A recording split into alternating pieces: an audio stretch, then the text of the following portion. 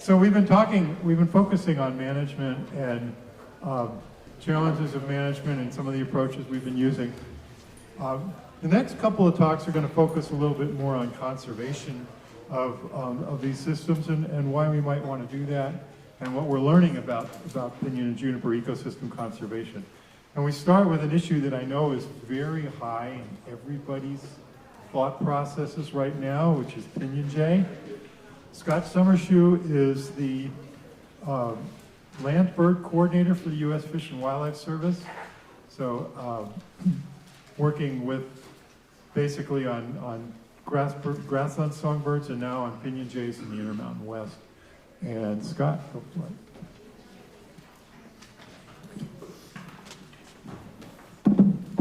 I just drank a bunch of coffee, now my throat's really dry.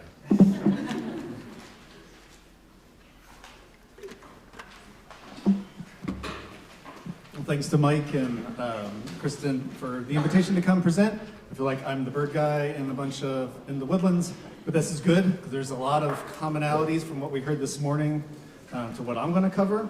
And I've got some extra notes because Miranda and Ian and Dana really covered a lot of points that I'm going to get to, but I think we're going to reinforce some of that stuff.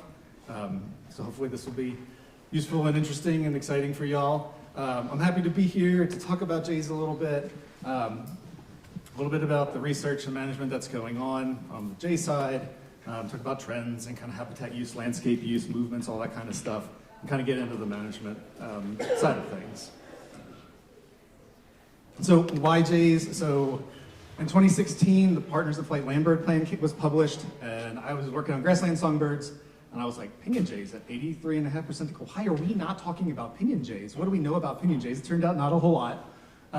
So the Breeding Bird Survey, if you're not familiar, it's an annual one-time visit, roadside, point-based survey. So it's continent-wide. It's not perfect because this occurs actually after the jays breeding season. They're probably on eggs in places already now. But the point here is large range across the West. Regardless of analysis methodology, we're talking about 2.5% decline per year. Overall population loss is probably 65 to 70% overall. Still not good. Also did not know a whole lot about jays when I started asking this question 7 years ago, and I'm glad I started asking that question. So beyond jays, which are pretty much across the board declining, the other suite of sagebrush, we're not even in the sagebrush right now. PJ obligates and dependent species are generally stable. So we've got gray flycatcher, ash-throated flycatcher, juniper titmouse over the last 50 years, and even over the more recent trends are up and down, but pretty stable. Gray vireo is increasing significantly in the Southwest. A couple other PJ obligates, green-tailed towhee, and black-throated gray warbler, pretty stable in most states, but in like Nevada in the last 20 years, green-tailed towhee is declining about 5% per year. I have no idea what's going on there. Black-throated gray is declining in a few states 2 or 3% per year for the last 20 years. It all depends on what time period you look at, but it's kind of interesting to see. But by and large, it's jays declining and everything else is doing fairly well. And sort of the short take home is I think it's habitat quality, not quantity, that's driving this. I don't really have time to get into all the gory details there, but that's where my brain is on all this stuff now. So I'm sure you're all familiar. We got a petition almost 2 years ago. I think I'm still like in shock that we got a petition, wasn't expecting it. So I got suckered into working on this with the Utah Ecological Services Field Officer, the lead for the 90-day finding and the eventual 12-month finding. So we got the 90-day finding, which was a positive. So we'll go through the whole species status review process, which I'm learning all about. This is my first run through. And that was positive for 4 stressors that were identified in the petition. So that was climate change, invasives, fire, and woodland management, all things we've heard about a lot this morning. And then, so right now, the 12-month finding with the decision document to go to whoever makes the listing decision or not will be due by the end of fiscal year 2028. And we were able to kick it down the road as far as possible based on, there's a lot of research going on, there's lots of surveys. We're collecting a lot of information that's not critically imperiled, about to go extinct, so let's be able to punt it down the road, which was good. Let's let the work happen and then use that to inform our review. So just a little bit about jays and habitat use and all those kinds of details. I'm sure you're all familiar, they're flocking. They use huge home ranges. We're talking 8 to 15,000 acre home ranges, using all different woodland structures and conditions, pure sagebrush, pure grasslands. They're using all of it for different parts of their daily and annual cycle. So here's an example in the Pine Nut Mountains, which I guess some of this burned a couple years ago. I need to see where that happened. So this is, I was out there several years ago, and this is from one spot looking opposite directions. So we've got sort of that phase 1 low density juniper out in the sagebrush. Jays like to cache pine nuts out there, recover those over the winter. They're foraging for insects in that in the spring to feed their young. The image on the right, so we have sort of like more mature trees, the mass producing age trees. They're nesting in this kind of woodland structure, generally speaking. That's of course where the mast is produced. That's where they're pulling that, and then they roost in sort of closed canopied woodlands. So they're using all of it, using everything over the course of a day or in their annual cycle. And one of the key things is they're a shrub-dependent species. They like those open woodlands. They tend to not spend tons of time in closed woodlands, as far as we know so far. Whether that's sagebrush, whether it's greasewood, something else, they like that shrubby understory because they spend a lot of time walking around on the ground. An example on the plateau, canyons of the ancients here on the right. There's an area near Montrose, which I'll come back to. So we've sort of got this mosaic of PJ and sagebrush. Jays actually nest right along the edge of these sage parks and forage for insects in the middle of the sage, which is pretty interesting. So every site's different. We're starting to hear that. It's incredibly diverse. There is nothing simple about any of this. And the same goes with jays. It's just as frustrating. So a little bit of the research. We have a whole lot of research going on with jays. I can't get into all that stuff now, but by and large, we have students working in heavily managed areas, nesting colonies in and around managed areas, how jays are using that managed landscape. We don't have lots of controls. We don't have historical virgin PJ all over the place. So we have to figure out how birds are using this managed landscape and what it looks like, where they're spending their time, where they're not spending their time, what could be some population limiting factors. And there's lots of potential things there. So we have a student working on the Colorado Plateau in eastern Utah and northern New Mexico. So Hannah Wright, her advisor, was originally at Utah State, but left at University of Georgia, so she sits at UGA. So this is 2 different birds on each of these images for over about 2 weeks from satellite data. There are some wonky points that haven't been taken off. You release a bird, the first couple points show up 400 miles away, and you know that's not right. But sort of the take home is they have these sort of, I wouldn't say a home range, but within that home range, they have a more heavily used area. Of course, it's just 2 weeks in the spring. Lots of stories behind all that. But they're covering a lot of ground. We already know they have huge home ranges, but they're covering gigantic areas. I mean, we're talking 6, 7, 8 miles. There's a couple points up here, which sort of makes sense, going up into the denser woodlands at night to roost, but that's like a 5-mile flight up book cliffs. Raises lots of questions, just starting to figure out how much of the landscape that they're using. It's pretty fascinating. This makes your mind hurt just a little bit, but Rory Eggleston, she's a PhD student at Utah State. She's also been tagging birds sort of in collaboration, in coordination with our other students in Box Elder County, Utah, and into southern Idaho. So she tagged a bunch of birds. So the yellow, I guess before I get too ahead of myself, I think is PJ with land fire. So by and large, kind of get an idea what the landscape looks like. But this is one bird over a few months, and it made like a couple 30, 40-mile round trips out from where it was trapped and came back. And then it took off and flew south, so down here, this is Baker, Nevada. Cedar City is just about down here. The bird flew about 200 miles south before the tag died. In the fall, I have no idea what this bird was doing. Maybe it's fall looking for green cones because they're corvids, they're smart. They're gonna know where to go back to find food the next year. Maybe it's a true dispersal event. Hannah, from the previous slide, one of her birds took off and flew 100 miles south in May and ended up near Capitol Reef National Park before the tag died. No idea what's going on. The bird was not in breeding condition. Lots of questions about jay conservation, PJ conservation, how they're using the landscape. Makes you think about flock swapping and how much movement there is genetically. Lots of questions, and we're just at square one with this. So, talking about management and potential impacts on jays, this is a challenging question to say the least. The one thing we can say probably with certainty is cutting down an active nesting colony is probably bad because they're very site faithful. They come back to the nest in the same vicinity for many years, maybe decades. Why they choose those areas, we don't know quite yet. We have lots of colonies that have been found over the last few years, and we're going to try to get to a colony model, see if there are some similarities on landscape placement of those colony sites. There are some general patterns, which would be really helpful to understand. But we don't know the effects of different types of treatments, whether it's a light thinning, a heavy thinning, sort of mosaic stuff that Ian was talking about, sort of heterogeneous woodlands.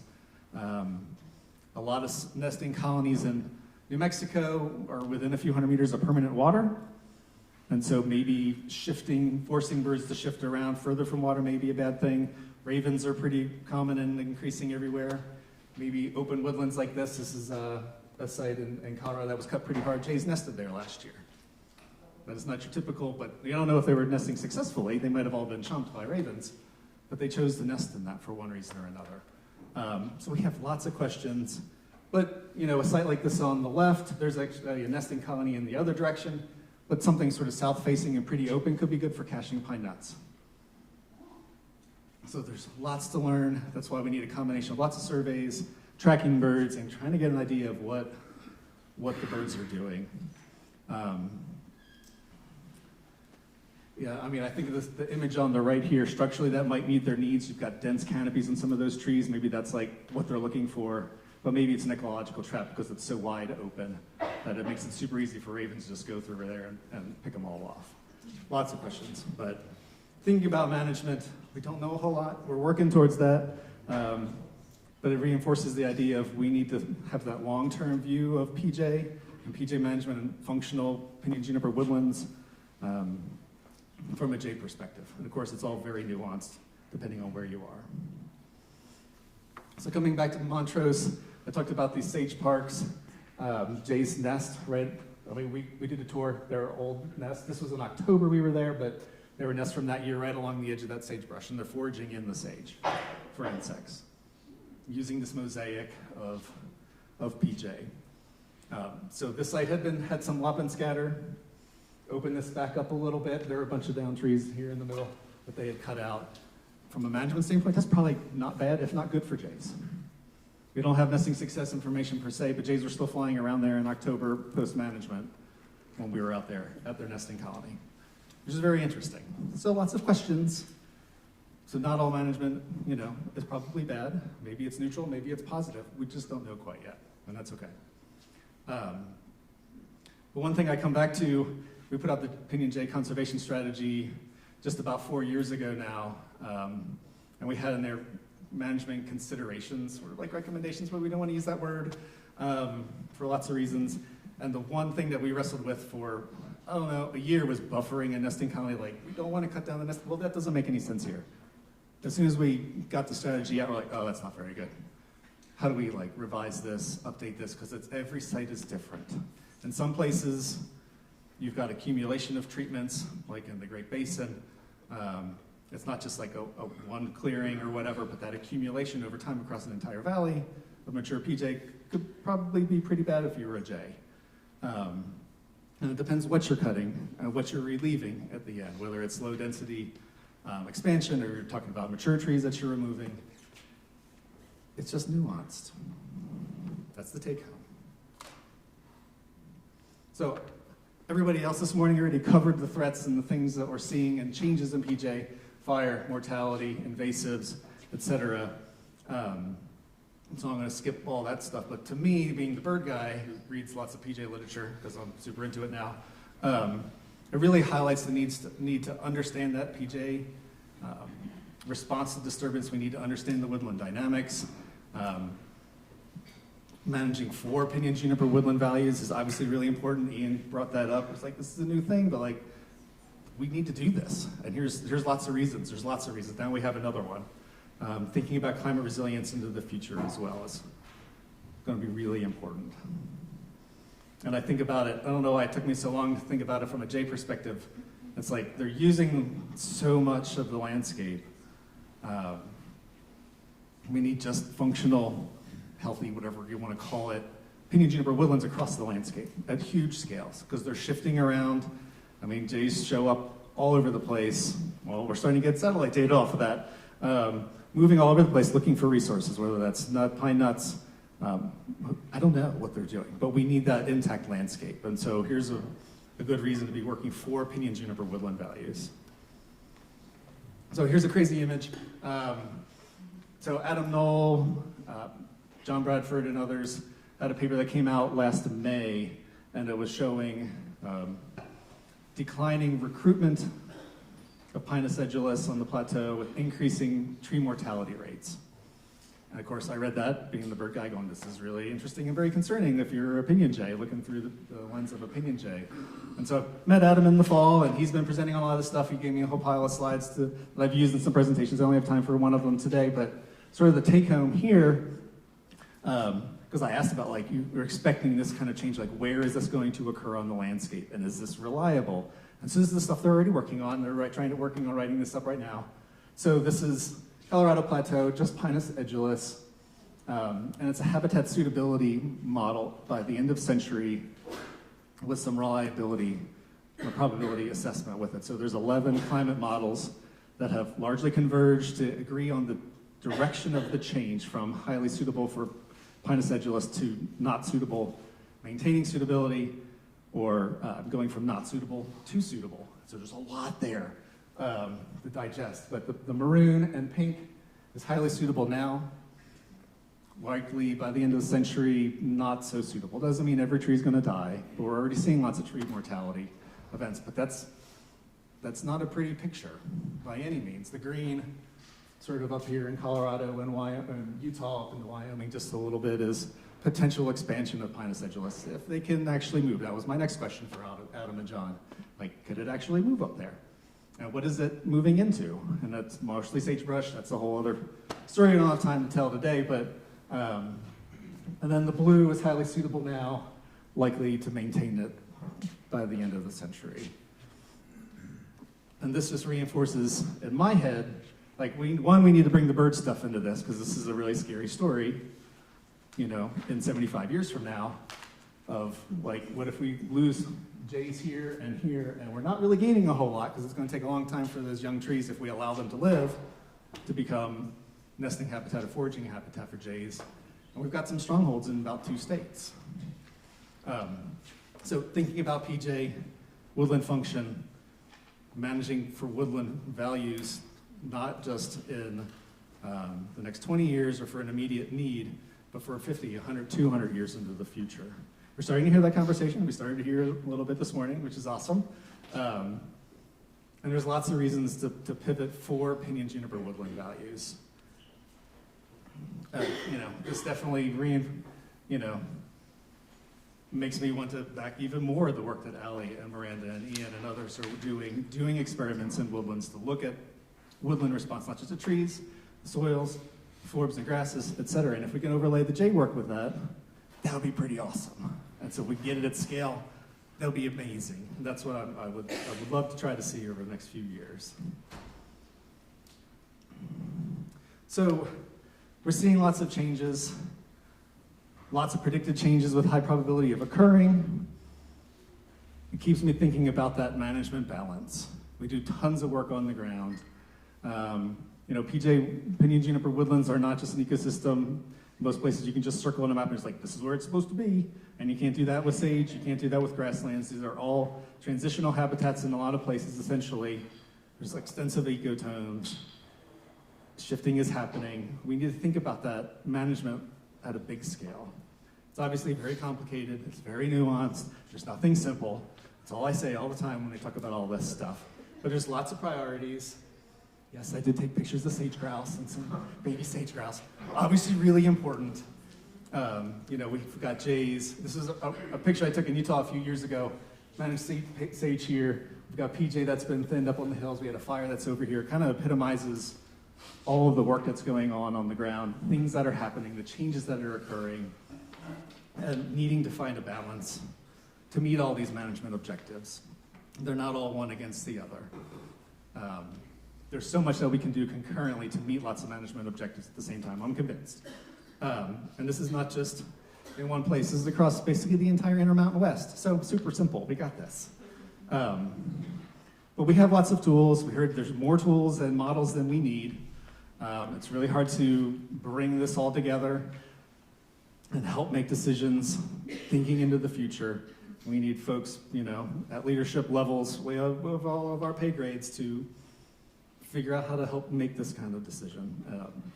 And this is the stuff that I think about a lot. How do we balance all this stuff? And we need to figure this out regardless of whether Jays get listed or not. But I kind of see the petition, even though I was freaked out when it actually happened, there's a lot of benefit, good things that are coming out of this. Ideally, if they don't get listed, that's even better. But pushing that conservation and research on Jays and in PJ, I think, and kind of raising that priority has been a benefit. So, in the end, lots of challenges. We need the PJ science. We need the J science. We need to bring all that stuff together. We need to share what we're learning in a better way with the managers making decisions and figure out what they need better. Trying to build on some of what Ian was talking about earlier. But I think increasing that communication between programs that are doing stuff on the ground, raising PJ as a management priority, is going to be critical. I know I'm preaching to the choir here, but this is new. This is novel. Maybe a little scary. But, there's lots of management objectives. There's lots of reasons we're doing work on the landscape. And through a holistic management approach, maybe a way we can tackle that, because we're all coming from different values. We all have, Ian listed them all out nicely. There's all kinds of different values. I'm not going to run through them all again. But getting together within a geography to talk about who's doing what do we have to do that we're mandated by Congress, and understanding where everyone's coming from. Every time I talk to a fields person or a big game biologist, I understand a little bit more about how they make decisions and what they have to do, and how we can build that up into something at a bigger scale, and thinking about that big picture view. And so upon getting to talking about where everybody's coming from and the perspectives and the mandates that they have to address, we're going to agree that they're all really important. Absolutely. But then once you get to that point, I think we can identify, take all of those tools and figure out species targets or habitat targets, and making sure we hit those objectives, the place where we get the most bang for the buck. We're already doing that, but we need to take that to the next level, I think, especially with Jays in the picture now. So sort of the take home, we need functional PJ, whatever that is, at huge scales, but we need to balance that with lots of other things out there. And regardless of the listing, a listing decision, we need to be doing this stuff. I think we need to take advantage of this petition to push PJ conservation. I'm working on a one-pager just for my regional leadership, because we have a sage team, we've got a grassland team. We don't need a PJ team, but we need it to be a priority, and we need to incorporate those values into what we're doing at the big picture scale within all of that. So, man, get to my last, can I get my last notes there? Jeez, fine, I'll stop. So, I had some take-homes, but to end my talk, but everybody already hit all this stuff. PJ's diverse. Jays do something different in every place. It's really annoying. There's nothing simple about Jays except identification, because they're doing different things at different places, and PJ is different in every place. It's all very nuanced. So there's a lot of commonalities from the J side and from the PJ side. The threats are the same. A lot of the threats to PJ are probably driving declines of Jays. We're still working on that. But as I've said, I think concluding with it is key. We need to support the J science. We need to fill those key information gaps. We need to do the same within the Pinyon-Juniper woodland system, figuring out how to bring that together, push the PJ conservation message. And if we can use the petition from Jays to help push this, I see that as a positive thing, because in the end, we're going to be raising the priority of PJ in the big picture, and obviously we need to do that because of all the threats that we're seeing. So, all right.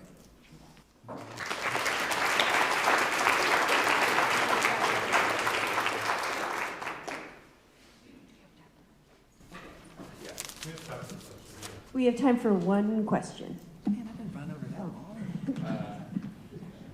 Two questions. That's two. Okay.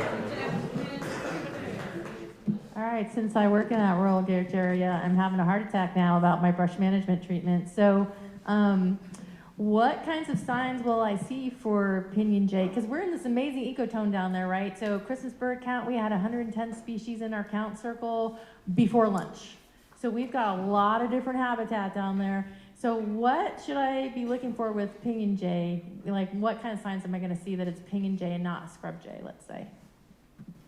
Well, considering Pinyon jays wander all over the place, I don't know, that's a tricky one. But I mean, they can show up pretty much anywhere. We get them along the Front Range in fall. I don't know where those birds are coming from, a couple hundred miles away. So they're wandering around looking for food probably because there's not enough mast in their home ranges. Okay, thanks.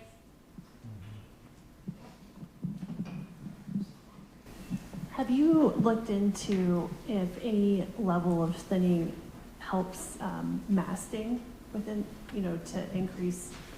Well, I have to defer to the tree people. Okay. That is not my field of expertise. I'm the bird dude. Because it's, related to the pinyon jay and Yep. their food source. Yep.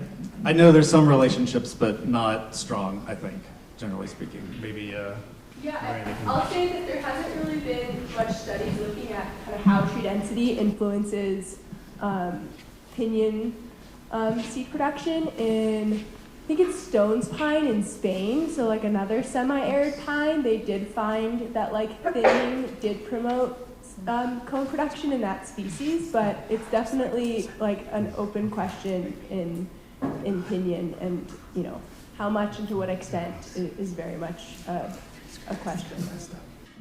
All right, well, thanks, Scott.